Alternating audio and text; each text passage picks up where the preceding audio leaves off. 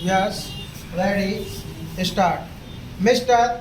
Deputy Speaker, sir, the way my friend initiated the discussion on this issue, it appeared that he did not want to realize the gravity of the situation in the right perspective.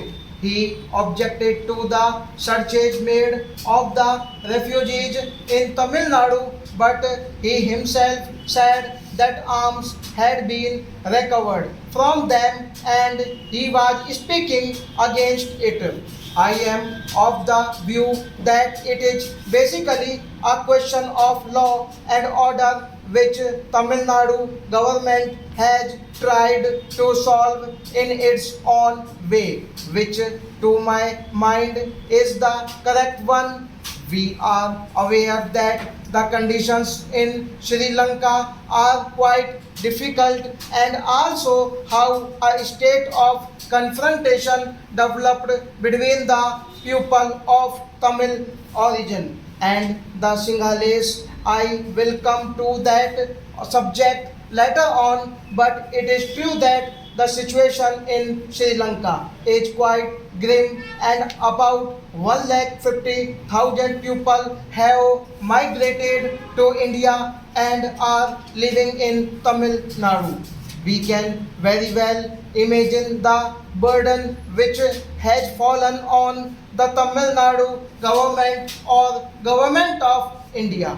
But this will have to be considered that the foreigners who flee to India either due to some crisis or as a result of atrocities committed to them have some responsibility. They should see that they do not disturb the peace and law and order of the country in which they take refuge and do not pose any challenge to the administration. We have been observing in fighting among their different factions resulting in murder of one person.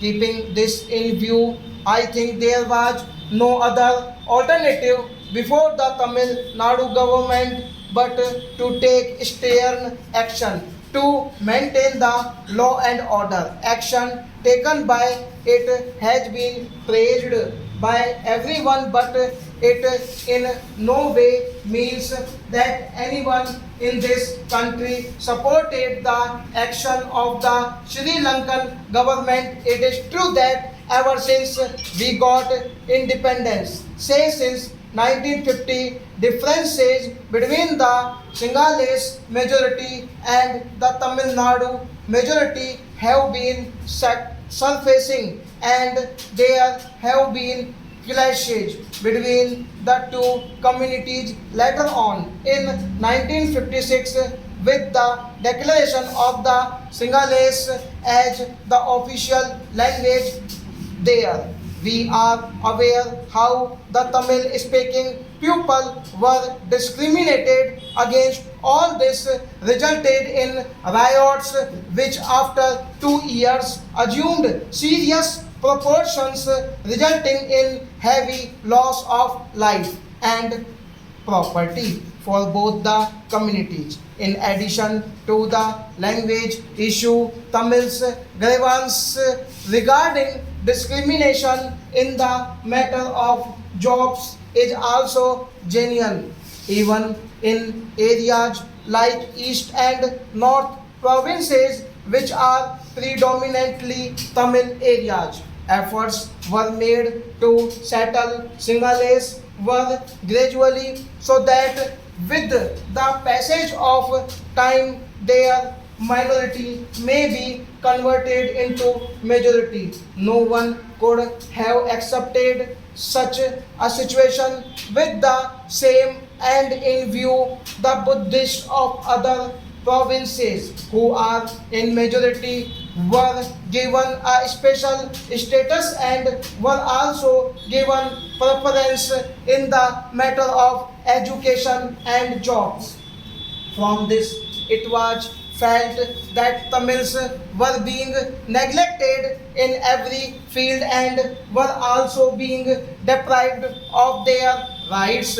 It was natural for the Tamils to harbor a sense of insecurity and apprehension. Sri Lankan government should have tried to resolve the issue, but what we see is that the steps taken by the government of that country to resolve the issue had adverse effect, and the problem, instead of being solved, became aggravated. Terrible drainage took place there, and the attention of the world was drawn towards them. It was universally commended, and in our country also widespread resentment was expressed against it because these Tamils were of Indian origin.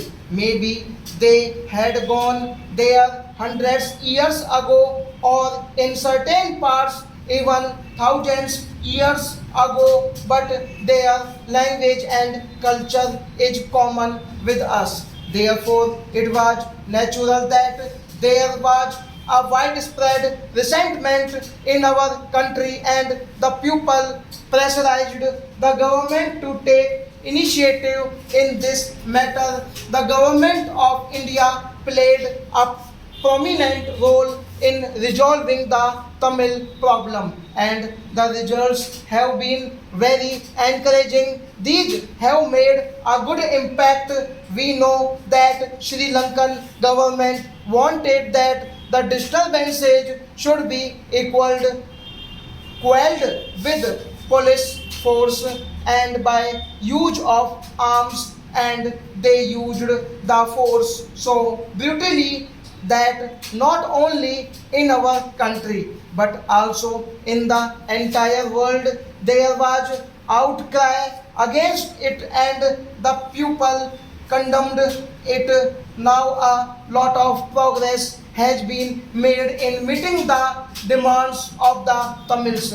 Tamil organizations want to establish their own state ilm under Sri Lankan government. The Sri Lankan government was not at all already to concede it, but ever since the government of India started taking interest and talks were held, the results seem to be quite encouraging. In the beginning, Sri Lankan government was not at all ready to hold talks to come to the negotiating table because it wanted a military solution and not a political solution of the problem. But the efforts made by the government of India to solve the problem broke the deadlock. Stop.